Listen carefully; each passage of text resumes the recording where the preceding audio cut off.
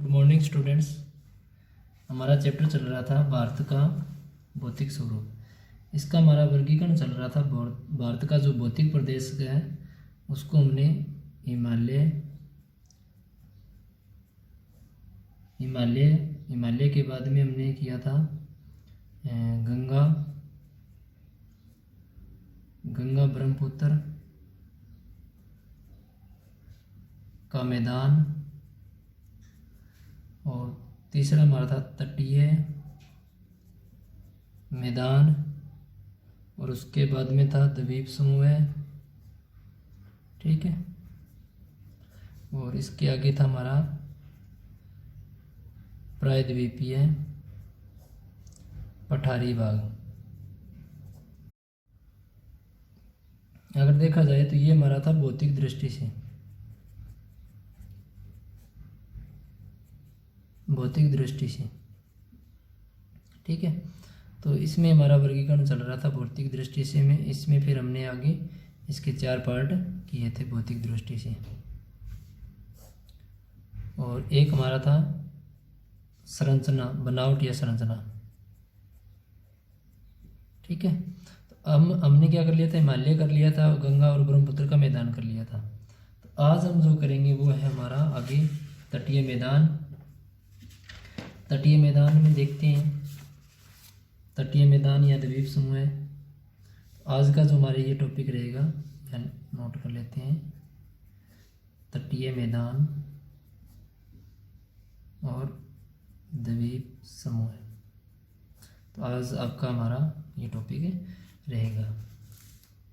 तो देखा जाए तो कुल द्वीपों की बात करें तो भारत में वर्तमान में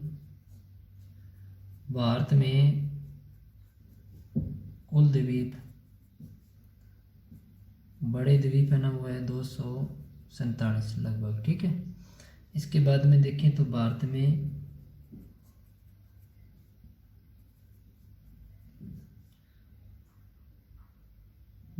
कुल बड़े द्वीप, भारत में कुल द्वीप, अब इसमें छोटे द्वीप भी आ गए तो वो अगर मिलाएं तो बनते हैं आपके 560।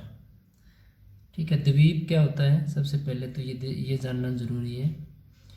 ये जलीय क्षेत्र है, यहाँ पर कोई इस प्रकार का कोई स्थलीय भाग है जो जल से काफ़ी ऊंचा उठा हुआ है और चारों ओर से जल से घिरा हुआ है, द्वीप कहलाता है।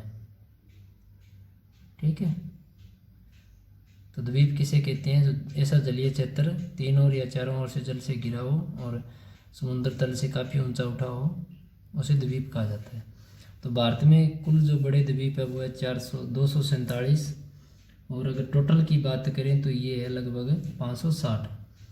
अब ये दोनों द्वीप हैं, अगर देखा जाए तो 247 जो द्वीप है ये दोनों आपके बंगाल की खाड़ी के द्वीप है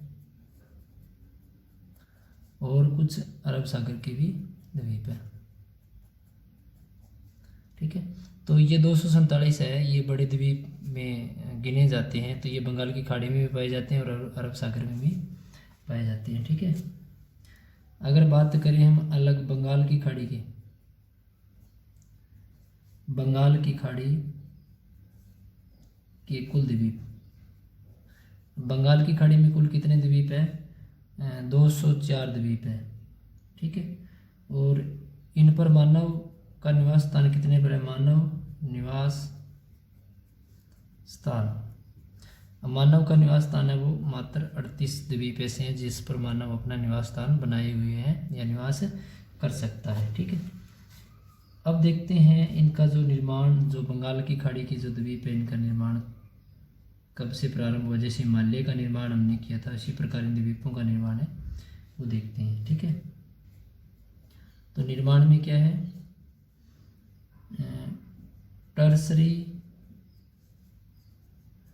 टर्सरी युग के वलित पर्वतों का जलीय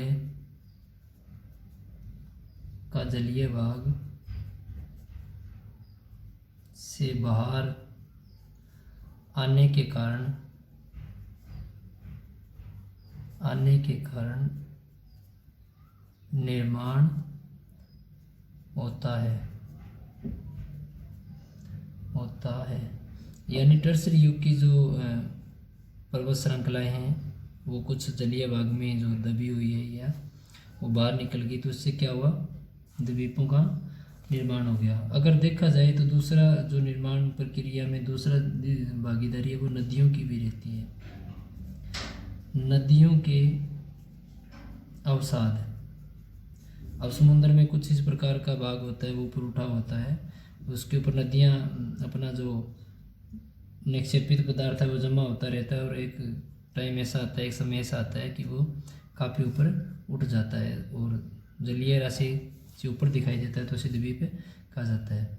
नदियों के अवसाद का भी हम योगदान यहाँ लिख सकते हैं, योगदान होता है। ठीक है, इसके बाद में जो तीसरा कारण जो द्वीपों का निर्माण में है वो हम ले सकते हैं ज्वालामुखी। ज्वालामुखी का भी योगदान है। यानी द्वीप में ज्वालामुखी विस्फोट में विस्तारपूर्वक हम बाद में करेंगे। थोड़ा सा सिंपल मैं आपको बता देता हूँ। पृथ्वी की अंदरूनी जो चट्टान होती है, दबाव और ताप के कारण यहाँ से कुछ मैग्मा बाहर निकलता है एक विस्फोटक प्रक्रिया के द्वारा।